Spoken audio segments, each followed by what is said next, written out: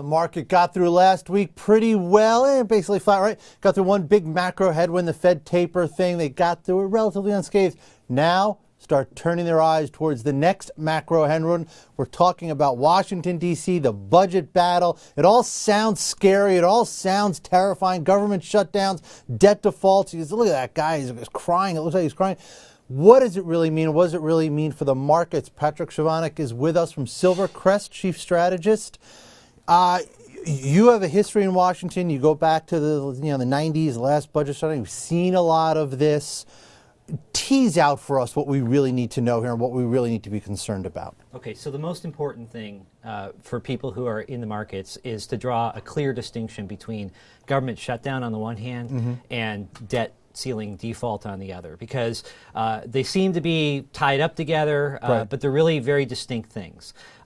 The debt default, the debt ceiling, I think there's obviously a huge impact that would have if we had another debt ceiling crisis. The economic implications are significant, but for precisely that reason, I don't think that we'll see a showdown over that. There really is very little appetite among Republicans, despite what they might say, to go to the mat with President Obama. Right, and President Obama is already calling their bluff on that. Because, I mean, a default of U.S. debt would be a huge, unprecedented event. I mean, that's a big deal. Absolutely, but right, I think that coming from the showdown over 2011, Republicans walked away thinking that was a loser for them. And you saw early this year there was a lot of talk about potentially another debt ceiling crisis, but they punted. And I don't think Republicans are going to give them a long-term extension of the debt ceiling, but I think that they probably will give them a short-term extension without too much fuss. Right. So that's the one issue, the debt ceiling.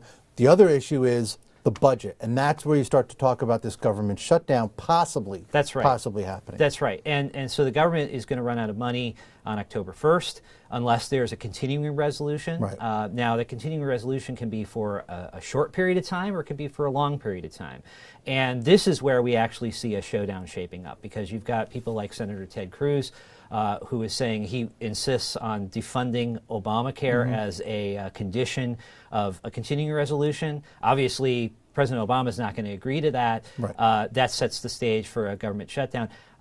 I think that it's much more likely that we will see a government shutdown at some point over the next few months. It may not happen on October 1st. They may decide to have a short-term continuing resolution that punts that maybe a month down the road, and they can, both sides can sort of marshal their forces.